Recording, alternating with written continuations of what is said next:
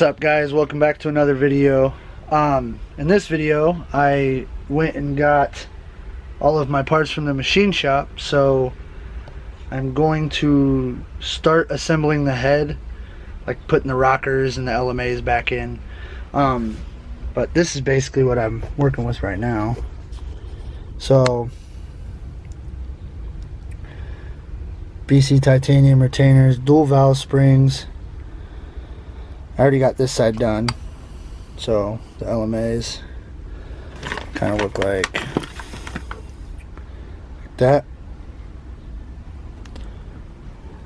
There's the stock ones. So these things, if you listen,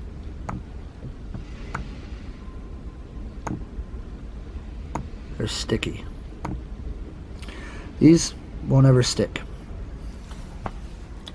So yeah, we will switch over to the GoPro and I will show you how to do one, and then I'll just do the rest real quick. Alright, so you take your LMA, slide that guy in there, put a little bit of assembly lube on her.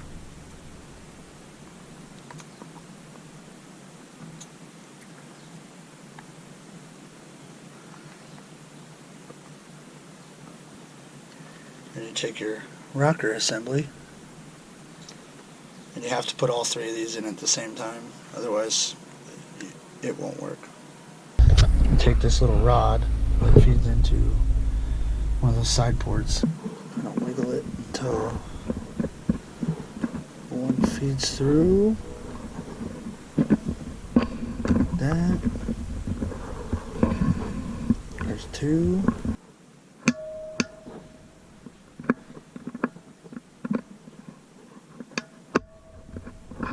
3. Just do that 8 times total. So now I'm going to install the main bearings, and you want to make sure that these surfaces are dry and clean, no lube at all. And I already wiped all the bearings off. And how I do it is I stick one side in to keep it flush with my finger.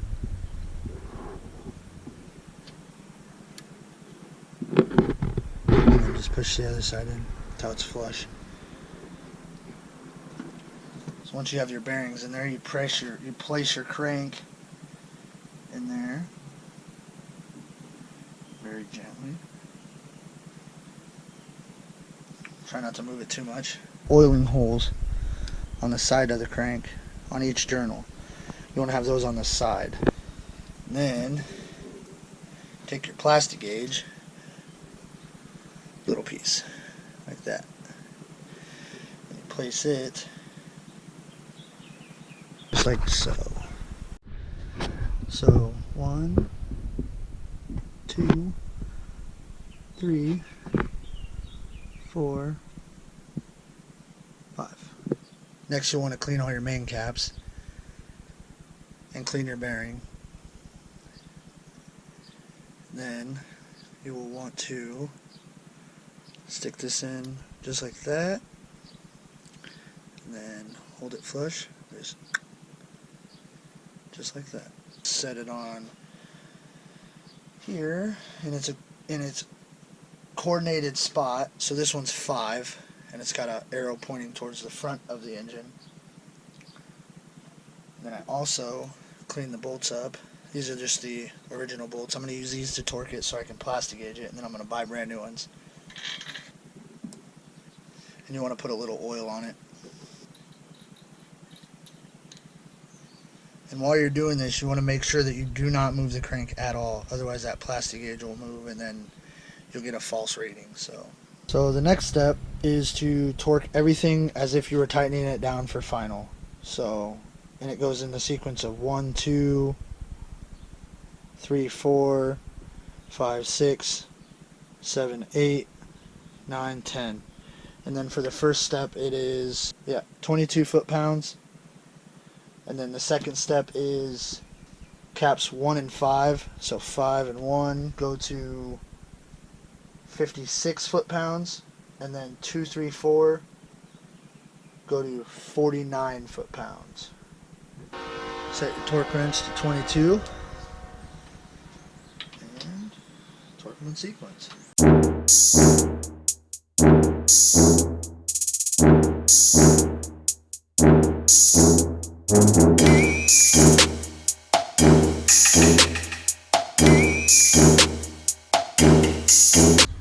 Okay, second step is number 1 and 5 to 56 foot-pounds.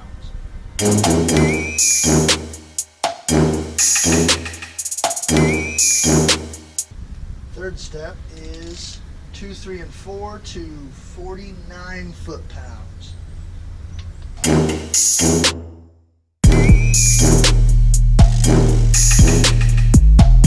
Then you just loosen all of them in reverse. Take all the caps back off, and then you measure with this guy, which I think you want it at the 0.0015 thickness.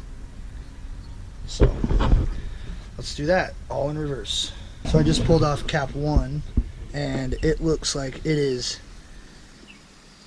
dead nuts 15 thousandths. So it's looking pretty good so far. So I checked all those and they came out pretty good. It was like 0.0015, 0.0015, 0.0018, 1.8, and then 1.5. So that's within spec. And then so what I did is I took and I cleaned off the plastic gauge from the crank and the bearings, and I put it back in here, and I put plenty of assembly lube, and I did put my thrust washers. Those would have just been really hard. They're the washers that go between the crank and the block. So those would have been hard to do with one hand. So got those in, plenty of lube. I'm about to put the center girdle back on real quick, and then I'll put the 1 and 5 main caps on. And I will show you what it looks like when it's all torqued down. And then once you get all those tightened down, you just spin her, make sure she doesn't bind at all. It's pretty good to me. The oil squirters, I got delete plugs for it, which are right here. And I didn't put those in yet, so I'm going to figure out how to get those in there and assemble and install my pistons and rods. I do need to file the top rings. The second rings are already good, and the oil control rings, obviously you don't really have to do anything with those. So, but I did get my crank and everything balanced. My rotating assemblies, all that is just got it back from the machine shop.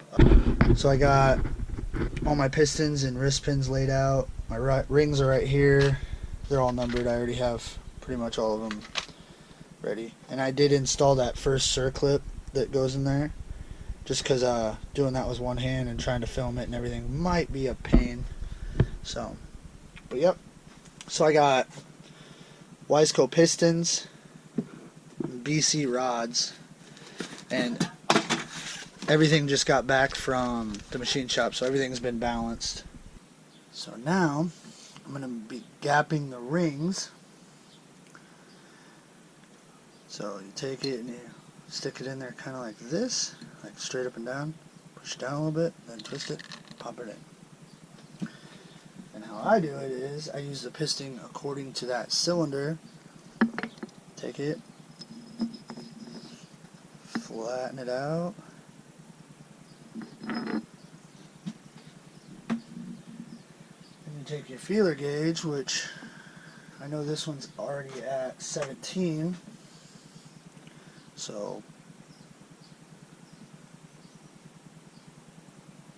there you go, 0.17, and fits in there. It's a little bit of drag. I don't know if you can see it, but so it's the next day, and I did do a little bit more last night. I got the 2 and 3 cylinder pistons in. It does spin over pretty freely.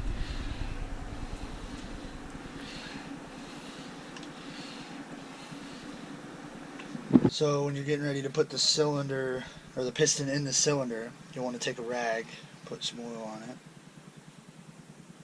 like so. Run it around. Run it around. And then go to the next one.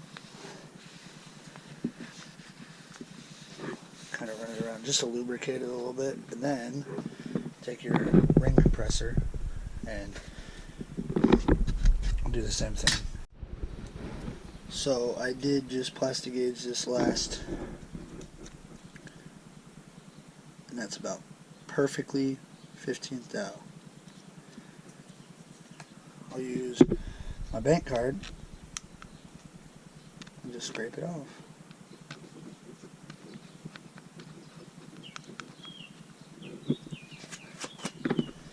So, and then you just use some brake clean to clean it up.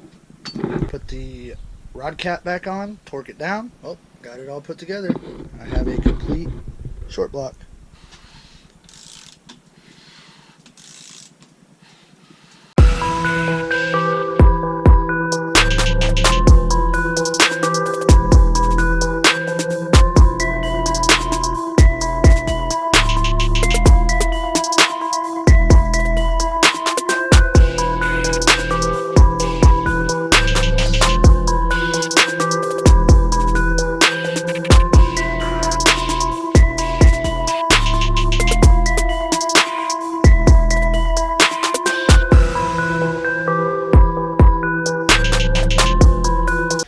Alright guys, so that's going to conclude this video. Basically got the entire bottom end assembled, and I got the rockers put back in the head. Thank you to all 60 subscribers. If you're not subscribed, hit that subscribe button. You already clicked on the video, you might as well hit the subscribe button right next to it. With that being said, I appreciate each and every one of you for watching the video, and if you've stayed this long, thank you. I'm trying to get as much content out as possible. I really want to document, you know, most of the things that I'm doing in my car, just so that, I don't know, 5-10 years down the road I can go back and look at, you know, the whole build series. And by any means is this a DIY. I've never ever in my entire life done anything like this, so I mean, it just goes to show, like, if you are determined and you think you can do it, why not try? If you liked the video, please hit the subscribe button. I'd greatly appreciate it. Hit the like button. Comment. If anybody else is doing a build like this, comment down below. You know, yeah, I have plenty of stuff to film and put out more content, so until next time, peace.